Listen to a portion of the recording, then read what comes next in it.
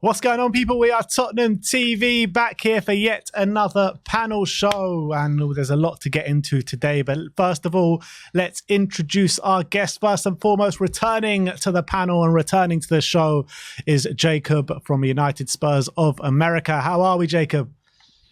I'm doing well. I just noticed my camera's out of focus, so I'm really trying to figure out what's going on there with that. But apologies. It wasn't before. We see you in the back end, but it wasn't before. So it's something that's just happened. I don't know what's happened, mate. It's all good. I was having a lovely conversation with Kish earlier before the show, and then my camera decided right when show started to go out of focus. I'll sort that in just a second, but I'm doing well. I'm too blessed to be stressed. Good morning from El Paso, Texas. Very lovely to share the screen with you, fine gentlemen, and very nice to meet Kish as well. Great to have you back on, Jacob, that's for sure. But a brand new guest to the show, making his debut on the panel and on We Are Tottenham TV, is Kish from Lily White Lab. How are you, Kish? Yeah, I'm good, man. I'm happy to be on here. I'm excited to get into it. Happy to be here, man. Good to have you as well. And if you haven't, do go and subscribe to both of their lovely channels as well here on YouTube. But look, let's get straight into it, because there's been a lot been said about the form of Tottenham Hotspur in recent weeks, for a number of weeks, to be honest. And when you look at it, we'll start off with you, Kish. Are you worried about the Spurs form? Is the Spurs bad form being overstated at the moment? Because when you look at it, last 10 games, we sit 4th in the form table. You take it to the last 5 games, we do sit 8th. But do you think the bad form has been overstated? No, I think we have been in bad form. I think even games where we've won, I think we haven't dominated games in a while that I can remember. It's been very kind of end-to-end basketball type games where it could go either way, and it has gone either way in some games. So I do think there are some issues there. I'm not worried kind of long term, but I do think currently there's definitely some issues to sort out for the coach and stuff. Yeah. What do you put that down to? Why are we not? Because the way I look at it is that we haven't played consistently well since probably the first 10 games of the season.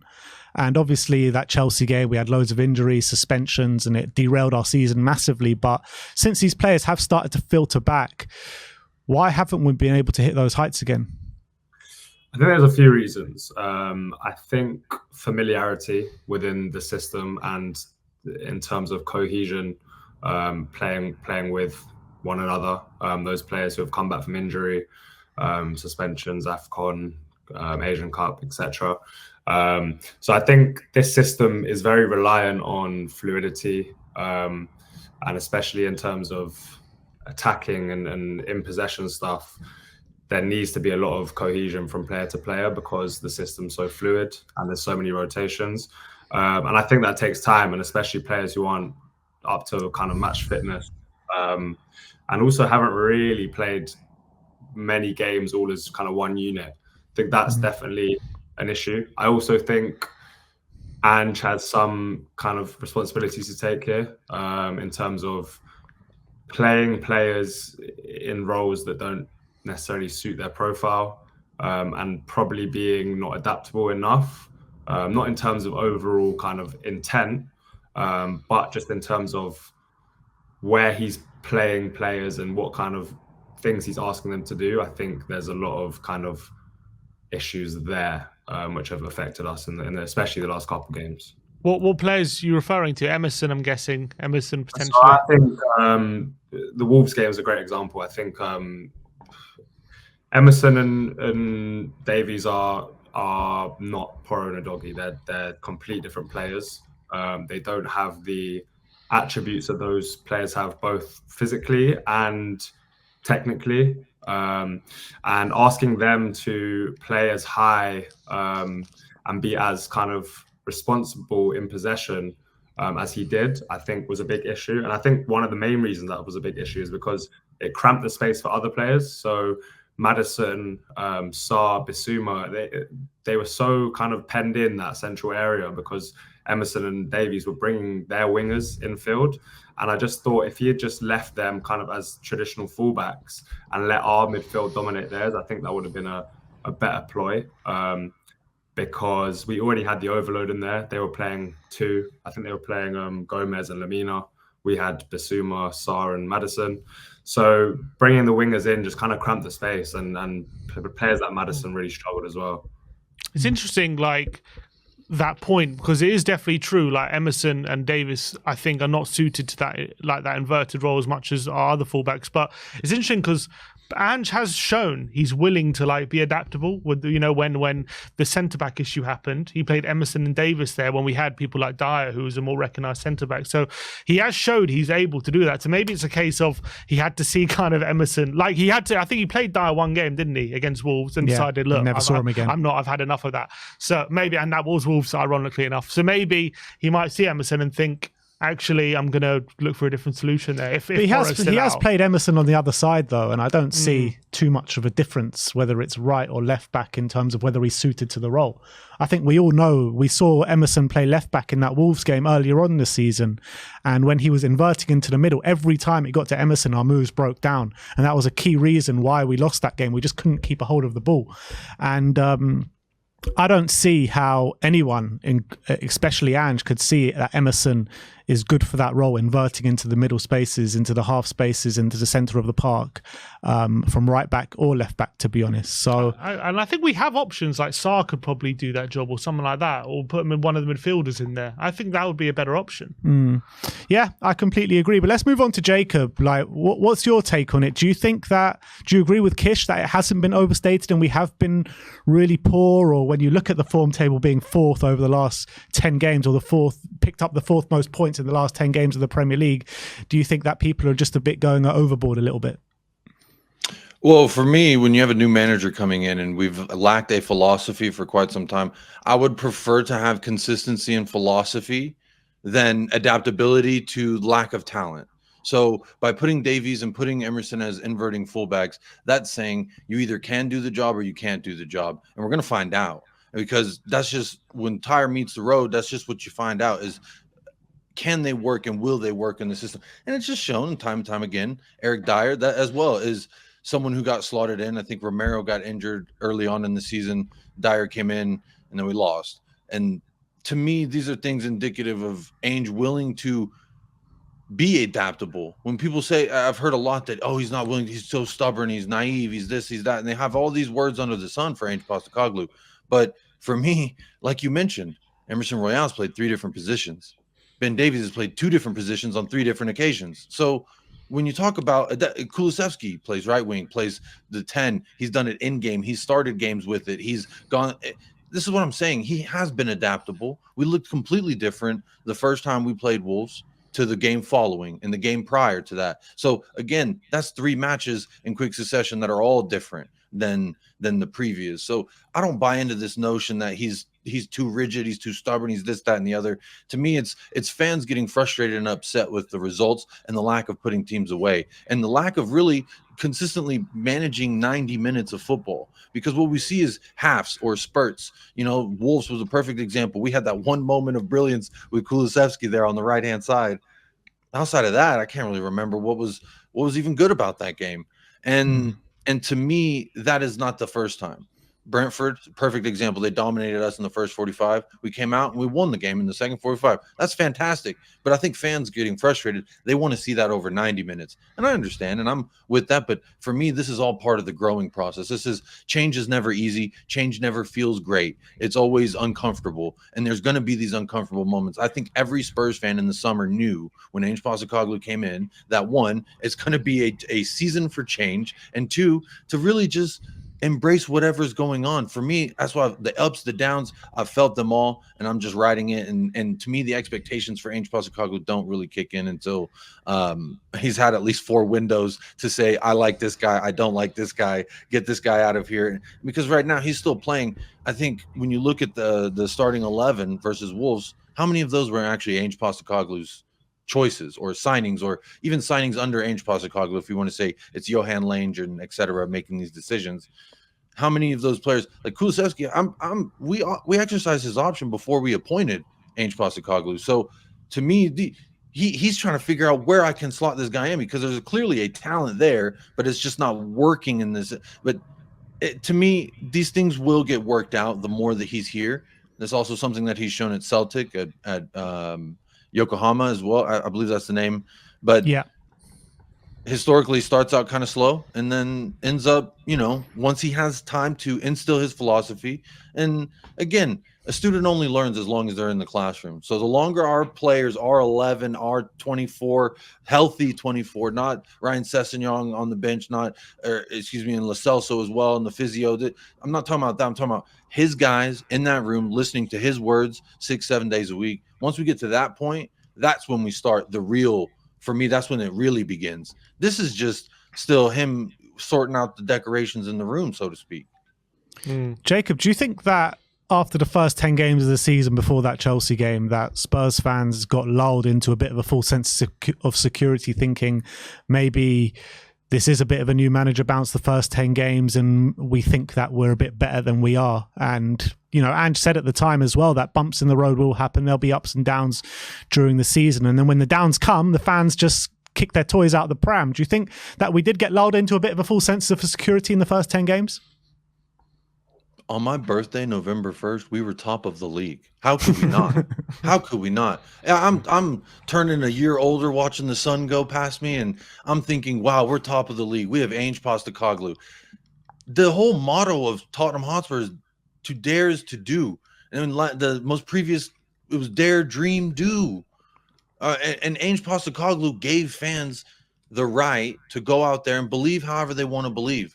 And then the following week say, we also need to manage our expectations, but you can also believe whatever you want to believe, because I think he said that and then we lost. But yeah, to me, it's just, of course, we're going to get a little excited once we start seeing some really progressive football. We're seeing these triangle passings on the left, on the right, in the front, our half, their half. And we're starting to think, wow, we're really putting something together. Yeah, you're seeing Ben Davies getting a tune out of him at left center back. And for me, this is a guy I haven't really wanted at the club for the last 4 years, because I felt like it's time to move on from this old era of players. I feel like it's been time to move on from. But that takes time, and that takes really a philosophy, like I was saying earlier. Once you have that philosophy, you can say, here's who fits in there, here's who doesn't. And if you don't have that, then it's just, oh, well, here's Emerson Royale. Now here's Jed Spence. Now here's Pedro Porro.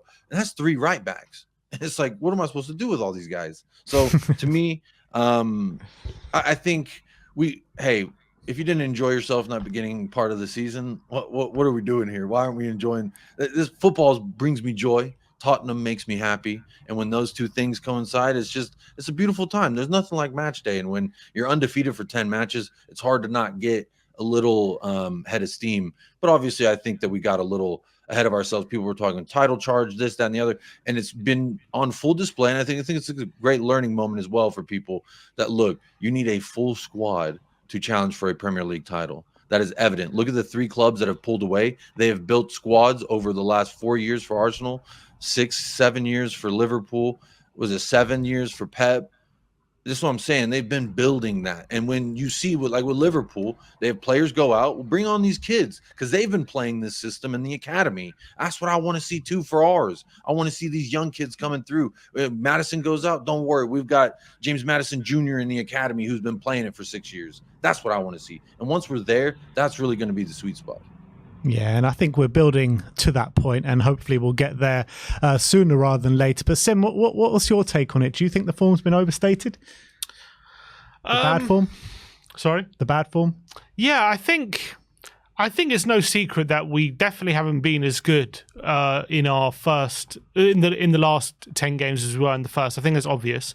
I think even Ange pointed out, there were probably even games where we did have that load of injuries where we probably played better than we have maybe in some recent games. I think there are some games we've dropped points recently, and there are some games we dropped points during that really bad run where we probably had more control in those games, in that bad run when we ended up losing, than we did in games recently, where maybe in some games we picked up points, where we had even less control. Let's say like the Brighton game, we didn't have a lot of control in that game, yet we ended up picking up 3 points compared to maybe other games we had more control and end up losing. So I think it's definitely fair to say we're having a bit of an issue controlling the opposition right now. We're giving way too many chances to the opposition. That's definitely true. When we are in the period where we're second best, so we're behind, where the opposition have control, I think we're struggling to contain their ability to create chances, especially in transition. You saw how effective Neto was in the Wolves game last week. He completely tore us to shreds when Wolves were able to nick the ball. And we definitely seem to be struggling against teams who play a bit of a lower block and play in a back five as well. If you saw against Brentford, against Wolves, they play a back five, but especially when they're defending, their wing backs seem to be very tucked in. It's almost like a very narrow back five, almost.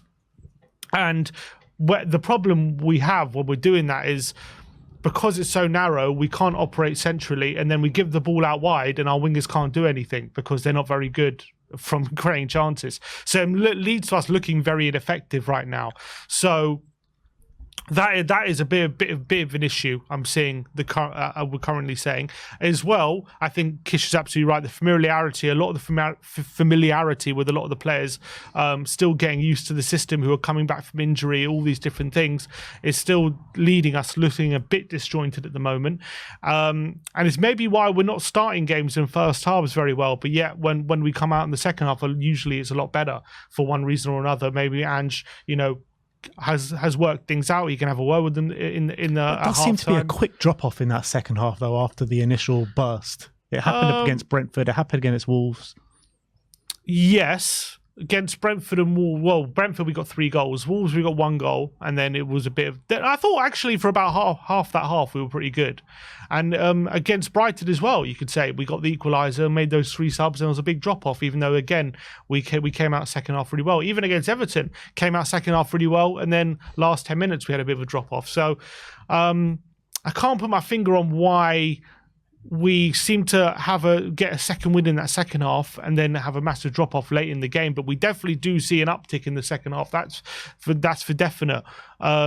So the reason why we drop off again is hard to know, but Ange definitely can see what's going on in that first half, and he seems to be able to rectify it, whether it means just getting the players to put an extra bit of energy, getting them pressing a lot higher, more intensely, or having a few tactical issues, putting Kulusevski back in the centre or whatnot. But there's definitely a problem at the moment defensively where we're not good enough at keeping the ball, and because we're allowing so many transitions and then fullbacks are very inverted, it means that as soon as the opposition get the ball, they're pretty much got an opportunity to create a chance every single time. And that is a consequence of Ange. I'm not saying it's a problem. I'm just saying the way he is setting us up is causing these problems.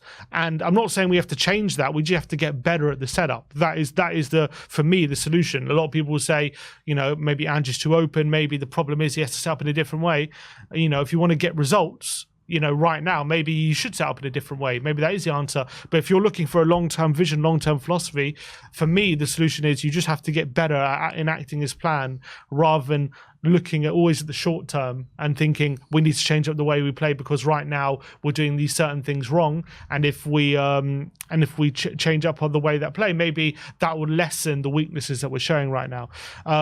So look, we're not in great form. But I do think, first of all, this break will do us well. And I do think we're showing enough in games to show me that when we're doing things right, we're doing things really well and we're on top of the opposition and we're creating chances, we're looking good.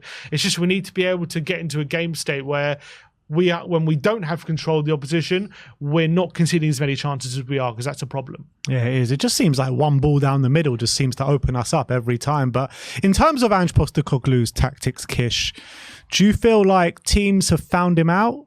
Or do you feel like we just don't have the players to implement the system week in, week out? I mean, what do you think it's down to?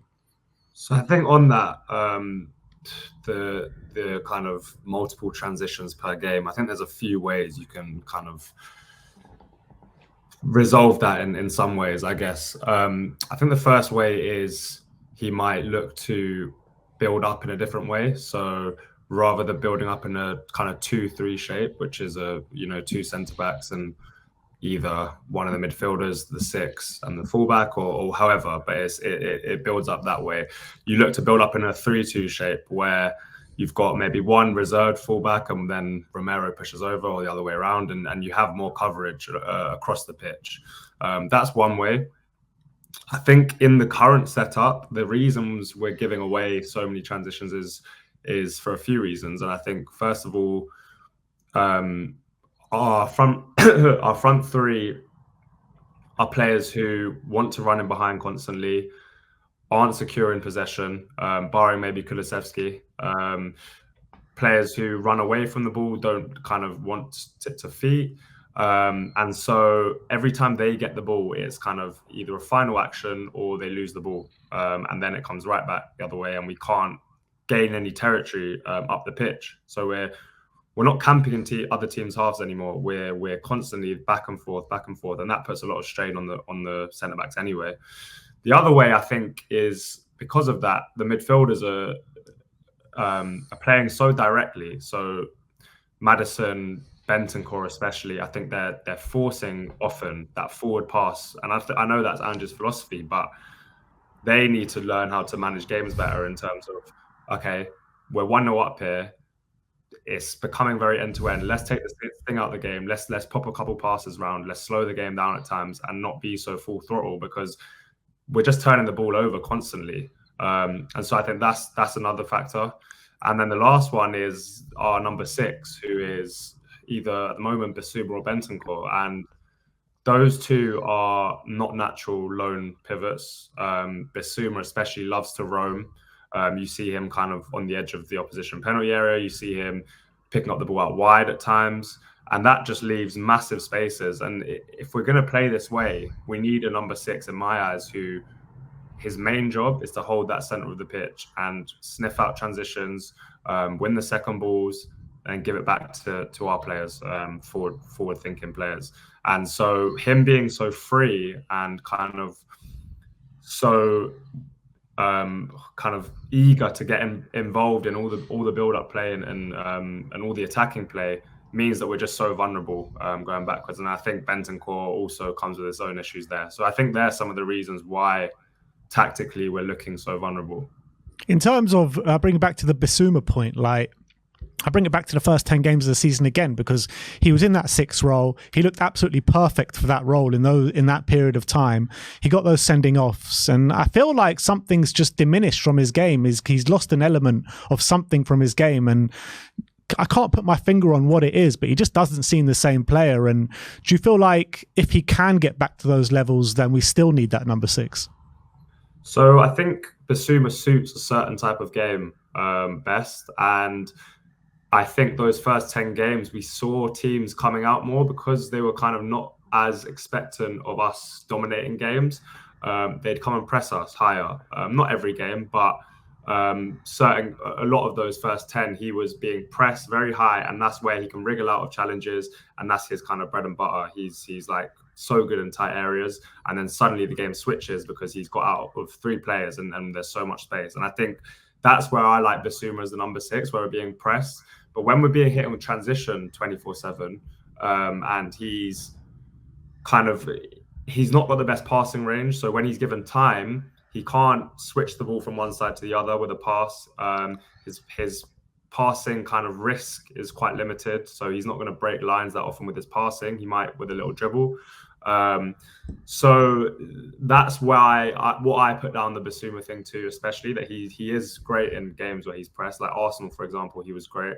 But also there's definitely, I think, for me, a confidence issue there. So I think he's a player that likes to be loved, and kind of he needs to pick up form before he starts showing kind of what kind of player he is. So I think that's also an issue. So we haven't even seen him do many of those dribbles, even when he is pressed at times, because I think the confidence has dropped a bit. But yeah, he's not my kind of primary long-term number 6 issue, because I don't think he suits the role. Yeah, a player that I think would be perfect for those games where we're suffering on the transition is someone like a João Paulinho or Fulham. Like, he would just sit in those spaces. He'll gobble up everything that comes his way, can play the lone pivot as well. I do feel like we need someone of that ilk to come in the summer.